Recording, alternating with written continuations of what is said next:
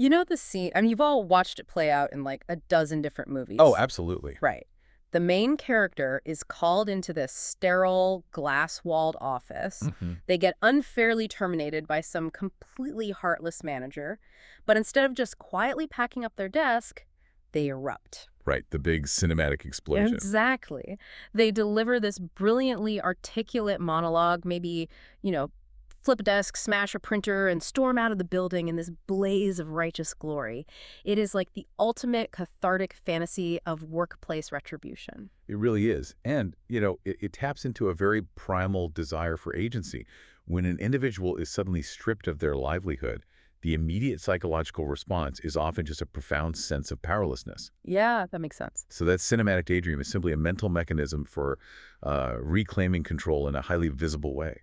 But in reality, I mean, almost nobody actually does that. We put our mugs and a dying potted plant into a cardboard box, take the elevator down in total silence, and go vent to our friends. Right, which is the healthy response. Yeah, usually.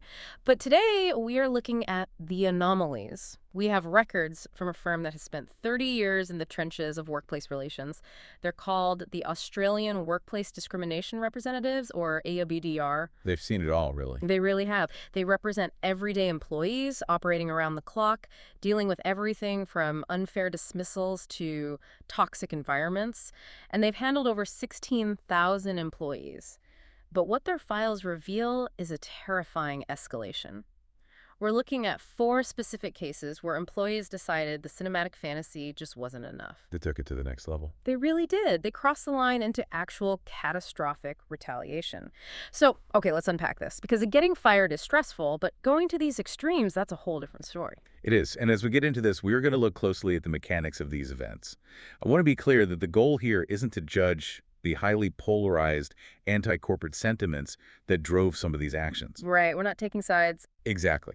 Our objective is strictly analytical. We need to dissect the why and the how behind the physical and digital destruction, and ultimately examine how the legal framework responds to this kind of friction. We're just looking at the facts. Perfect. So let's start with the physical threshold, specifically a case from the Cipa 21 winery in Spain's Ribera del Duero region. This is from early 2024. Yeah. The parameters are pretty straightforward. A female contract worker, she's in her 40s, is informed her 1-year contract will not be renewed. A standard non-renewal. Right. But 2 days later, at 3:30 in the morning, security cameras capture her entering the facility wearing a hoodie. And she didn't just wander around. She bypassed the general areas and moved deliberately into the primary tank room. Which is wild, because I'm looking at the logistics of this, and it just doesn't make sense to me. These are massive industrial stainless steel storage tanks. Yeah. They're holding millions of dollars of inventory. Yeah, it's not a small operation. Right. You don't just walk up and turn a spigot like it's a garden hose. How does a single contract worker successfully breach industrial containment like that? Well, that is precisely what alarmed the winery management. It Okay. wasn't a crime of brute force at all. It was a crime of intimate system knowledge. Like an inside job. Exactly. The tanks are equipped with specific, highly complex security valves. They're designed entirely to prevent accidental or unauthorized discharge.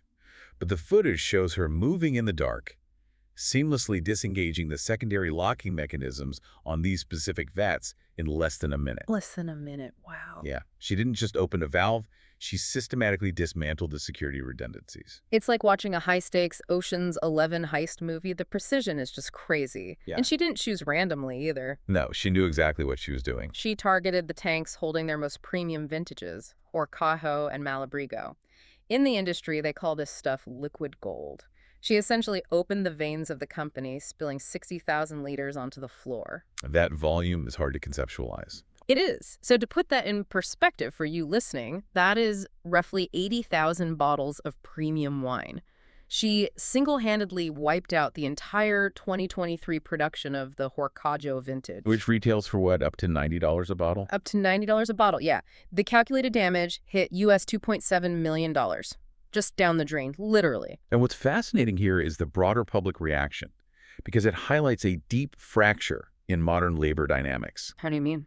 Well, the winery's president publicly framed the act as a sacrilege to the wine sector. He emphasized the destruction of years of careful agricultural cultivation. which makes sense from an ownership perspective. Yeah. However, the digital footprint of the story reveals a stark counter-narrative. If you look at the online forums and comment sections, they were populated by individuals actively defending the worker. Wait, really? Defending $2.7 million in damages. Yes, they were asserting that corporations treat labor as disposable, and therefore they invite this exact brand of sabotage. They argued people aren't just disposable resources. Man, that is a tense divide. But regardless of the online support, she was ultimately arrested 4 months later, facing severe charges for burglary and property damage. Actions have consequences, especially physical ones. Right.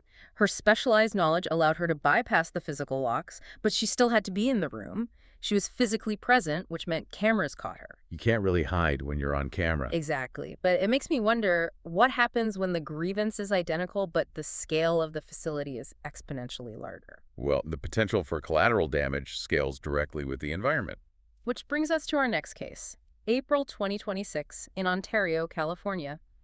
Shamel Abdulkarim, a 29-year-old worker at an NFI Industries warehouse. And this warehouse was massive. Massive. A 1.2 million square foot facility housing Kimberly-Clark hygiene products. We're talking Huggies, Kleenex, Cottonelle. Right. The friction here was entirely economic. Abdulkarim was earning $18 an hour, grossing roughly $37,000 a year. Yet the average cost for a one-bedroom apartment in that specific geographic area was sitting at $2,000 a month. He was caught in an aggressive mathematical bind. If you do the math, working 6 days a week, 8 hours a day, his fundamental living expenses simply outpaced his maximum earning potential. Yeah, it's impossible. It is. And his digital history showed a pattern of vocal frustration directed at the 1% and corporate shareholders. He focused heavily on the impossibility of basic survival in that specific economic climate. And that frustration culminated on April 7th at 12:30 in the morning. Abdulkarim walked through this massive facility with just a standard lighter and ignited pallets of highly flammable paper product. Just a liar. Just a lighter. And he recorded the act for his Instagram account. In the video, he states, and this is a direct quote, "If you're not going to pay us enough to Fing Live, at least pay us enough not to do this shit." Wow. Yeah. He directly references the shareholders in the video, pointing out they never pick up a shift on the floor. The physical environment there really created a perfect storm for disaster. Because of the paper goods. Exactly. The high-density storage of dry paper goods allowed the fire to spread at a rate that immediately overwhelmed the building's automated sprinkler systems. They didn't stand a chance. It was huge. It required 140 firefighters to control it over 8 hours. They actually had to abandon interior suppression at one point because the heat compromised the structural integrity. That's incredibly dangerous. Yeah, it led to a total roof collapse. Factoring in the lost inventory and the sprawling supply chain disruption across the West Coast, the damages were estimated at US $600 million. $600 million. And legally, the prosecution heavily emphasized the ideological underpinnings of the act. Abdulkarim texted a coworker, comparing his arson to previous high-profile attacks on corporate executives. Like he thought he was a revolutionary. Seemingly, yes. He expected his peers to recognize his actions as a justified strike against systemic wage stagnation. Okay, I have to push back on that, though. I struggle to follow the internal logic of that expectation. How so? I mean, I understand the economic desperation, I really do. But by burning down that specific facility, he systematically eradicated his own workplace. He did. He forced the immediate dismissal of every single one of his working-class colleagues because the warehouse simply ceased to exist.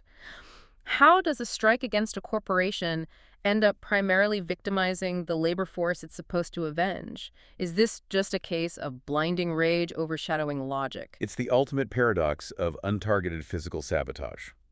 The anger is directed upward at the corporate structure, sure, but the immediate fallout lands squarely on the adjacent workers. Exactly. Kimberly-Clark, as a multinational entity, relies on a vast network of facilities and comprehensive insurance policies. The corporation absorbs the financial impact through their risk management frameworks. They survive. I always do. Right. The hourly workers, however, lose their immediate income streams without any safety net. Furthermore, Abdulkarim was held without bail, facing multiple criminal charges that carried the potential for life imprisonment. Life in prison. Yes, due to the severe endangerment of the 140 emergency responders and the warehouse staff. Man, it is just a devastating miscalculation of power. A lighter in physical access can cause $600 million in damage, but it doesn't actually shift the corporate dynamic. It just destroys the local ecosystem. Exactly. But as modern enterprise moves away from physical inventory, that barrier to entry changes, right? It absolutely does. Because the modern warehouse is often a server room, and a single keystroke can be infinitely more destructive than a lighter. So let's pivot here. The modern workplace is so much more vulnerable to quiet, invisible attacks. The shift from physical to digital sabotage completely alters the threat landscape. A company's vulnerability is no longer strictly tied to its physical perimeter. Right. Which brings us to Christopher Liu. He was a 49-year-old senior software developer at Eaton Corporation in Texas. Following a corporate restructuring in 2018, Liu was demoted, but he didn't break into a server room with a hammer. No, much quieter. Way quieter. He stayed at his desk and engineered a logic bomb within the company's IT infrastructure. Now, for context, for those who might not know, a logic bomb is malicious code deliberately inserted into a software system that remains dormant until specific predetermined conditions are met. It functions exactly like a digital dead man switch. You see it in spy thrillers. The explosive is wired to the villain's heart rate monitor, detonating the moment their heart stops. Right, great analogy. But Liu's detonator was his own employment status. He wrote a script titled Is disgruntled in AD? And the script's sole function was to constantly ping the company system to check if his personal employee profile was still active. Just waiting. Waiting in the background. On September 9th, 2019, Eaton Corporation finally finalized his termination and deactivated his account. And the moment his digital pulse vanished, the script triggered. The mechanism of the attack was a Java-based infinite loop. Okay, explain how that actually causes physical system failure. Doesn't the computer just give an error message or freeze up? No, an infinite loop is much more insidious than that. It forces the production servers to continuously create new operational threads without ever resolving them or closing them out. Oh, wow. Yeah, so the server's forced to allocate memory and processing power to these ever-multiplying tasks until it exhausts 100% of its available resources. The hardware essentially chokes to death on impossible demands, resulting in a total system crash. And while the servers were suffocating, the script executed a secondary command. It began automatically deleting the Active Directory profiles of thousands of other Eaton employees worldwide. Which is devastating. It really is, because wiping an Active Directory profile isn't just deleting an email address, it is erasing an employee's entire digital existence within the company. Their access to networks, VPNs, payroll, proprietary software, all gone. Exactly. Production was paralyzed globally, and they suffered hundreds of thousands of dollars in damage. If we connect this to the bigger picture, the asymmetry of power here is profound. A single senior developer, leveraging administrative privileges, inflicted a level of systemic paralysis that a coordinated team of external nation-state hackers might spend months attempting to achieve. Because he was already inside. Exactly. He bypassed all external firewalls because he was already inside the house. The vulnerability to insider threats is massive. But here is the critical flaw in his design. If he is a senior architect capable of engineering a self-executing dual-pronged attack on a multinational server network, why did he leave a trail? Well, because digital forensics operates on a completely different level than physical evidence. He possessed the technical acumen to build the weapon, but he vastly underestimated the immutability of enterprise logging. He thought he could outsmart the system. He did. When federal forensic analysts seized his corporate laptop, they simply reviewed his local search history and unallocated drive space. Wait, what did they find? He had actively queried search engines for methods to conceal background processes, ways to illegally escalate user privileges, and techniques to rapidly delete localized files. Are you serious? He used the murder weapon to Google how to hide the body. Essentially, yes. He even attempted a rudimentary wipe of the encrypted data on the device before surrendering it to HR. But in an enterprise environment, every keystroke, every search query, and every file deletion leaves an unalterable forensic footprint on a remote server. Wow. You cannot erase your tracks locally when the network is recording you globally. In 2025, a federal jury reviewed that exact footprint, convicted him, and handed down a 48-month prison sentence. 48 months. Which brings us to a stark realization. Here's where it gets really interesting. In every single instance we've analyzed, the precision wine heist, the catastrophic warehouse fire, the sophisticated logic bomb, the perpetrator ended up facing the judicial system in handcuffs. Every single time. The collateral damage to their own lives vastly outweighed the dent they put in the corporate armor. So if burning bridges literally and figuratively ruins the employee's life too, What does actual successful workplace justice look like? Is there a functional way to challenge a corporation? There is, but it requires abandoning the urge for immediate visceral destruction. The most significant leverage an employee possesses is the legal and regulatory framework designed specifically to check corporate power. Hitting them legally. Exactly. This brings us back to the core philosophy outlined in the AWDR files. Real accountability isn't achieved by crashing a server or burning a building. It's achieved by meticulously dismantling a company's legal defenses in front of a regulatory body, hitting their bottom line. Because AWDR works under the Fair Work Act, right? Right. They operate 24/7, providing representation and strategy across Australia for everyday workers who might not even know their full rights. Okay, let's examine what that actually looks like in practice. The case of Dupinder Kaur versus Adecco, which was heard in 2025. This is a textbook example. It really is.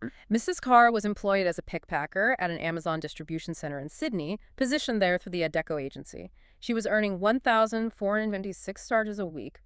Her classification was a casual worker, but she consistently worked full-time hours with an unblemished performance record. A very common setup. Yeah, so 7 months into the role, she is roughly 7 weeks pregnant and experiences dizziness while climbing ladders to pick inventory. And she does exactly what she's supposed to do.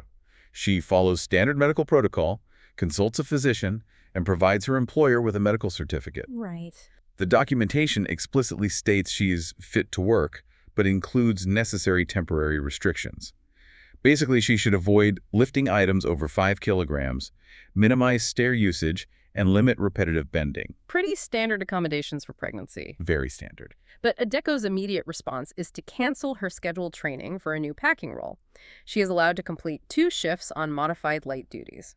Then, at 2:04 in the morning on June 5th, she receives a lengthy text message from management. At 2:04 a.m. Right. It states they cannot accommodate further light duties, her shifts are indefinitely on hold, and it includes a reminder that, given her casual employment status, there is no guarantee of work. This text message becomes the central artifact of the entire legal dispute. When Ms. Hauer engaged representation and filed an unfair dismissal claim with the Fair Work Commission, Adecco's legal team deployed a highly technical defense known as a jurisdictional objection. Okay, I want to challenge this strictly from a contractual standpoint because it feels so cowardly to do this at 2 a.m. But a jurisdictional objection means Adecco is arguing that Commission doesn't even have the legal authority to hear the case, correct? That's right. Because technically, Adecco claims she was never formally fired. If her classification is strictly casual and casual contracts explicitly state hours are not guaranteed, then simply not assigning her hours doesn't technically violate the contract. If her employee profile remains active in their system, hasn't Adecco legally protected themselves? How do they get away with claiming she wasn't fired? Well, that is the exact corporate shield they attempted to use. They argued that because she remained active in the database, she was still technically an employee. It is. They further claimed that the only reason they ceased offering her shifts was because her act of filing the legal claim had complicated their internal efforts to find her suitable alternative duties. Oh, come on. So they put her in an indefinite financial purgatory. They cease her income, but maintain her active status, specifically to block her from claiming unfair dismissal. Precisely. It is a calculated manipulation of employment status. However, the Fair Work Commission exists specifically to pierce that kind of legal fiction. They saw right through it. Good. The Commission does not strictly look at the technical classification in a database. They evaluate the practical reality of the employment relationship. And the Commission's assessment of that 2:04 a.m. text message was brutal. They didn't just reject Adecco's argument, they actively dissected the language used by the HR department. They did. I'll quote them directly. They classified the text as a mixture of people and culture, puffery, and lawyerly disclaimers. Let's dig into that phrase, people and culture puffery.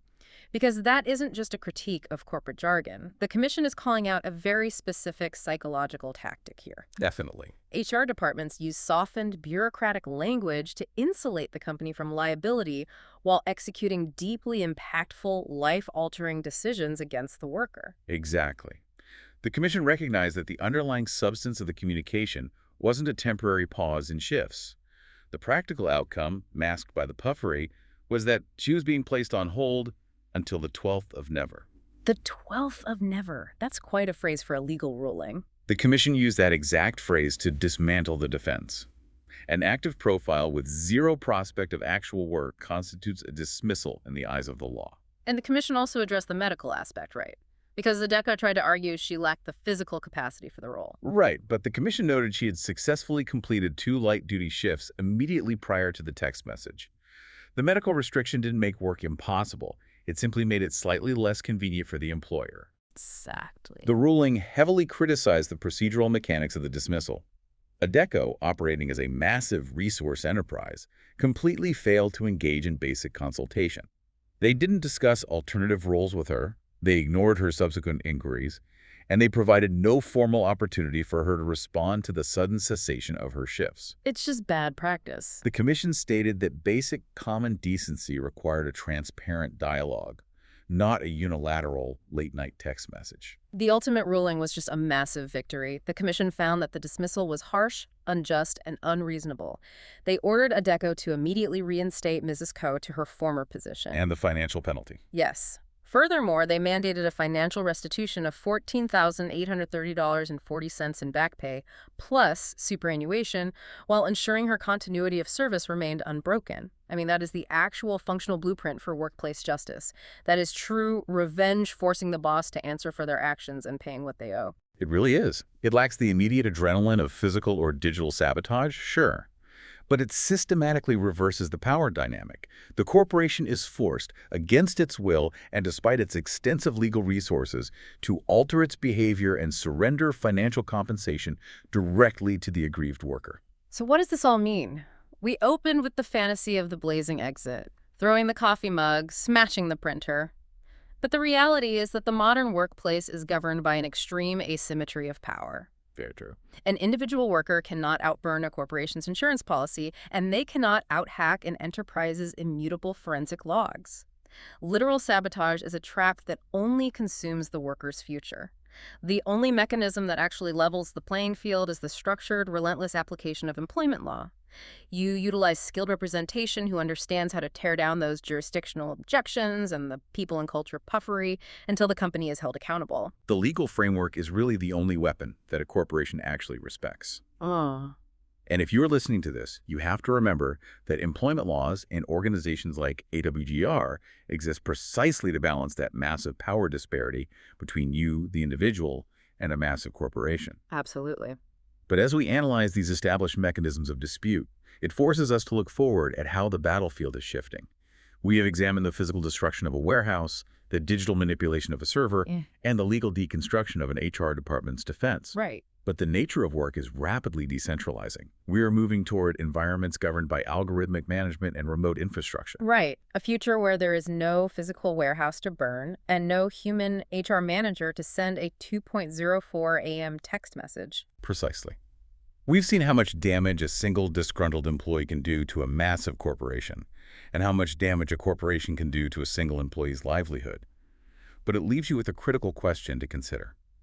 As the modern workforce becomes more remote and automated systems increasingly handle scheduling, performance tracking, and even automated deactivation of employee profiles, the target of an employee's grievance becomes entirely obscured. Will workplace revenge become completely invisible? And if your boss is an algorithm, who exactly do you take to court? Man, that is a deeply unsettling reality to confront as the workforce evolves. The structures of power are hiding deeper within the machine. Well, thank you for joining us on this deep dive into the source material. The cinematic fantasy of the perfect exit will always be tempting, but the evidence clearly dictates that the most potent response to corporate overreach isn't fire or code. It's knowing the exact parameters of your rights, maintaining your composure, and letting the legal framework deliver the final impact. Keep exploring the structures around you and stay curious.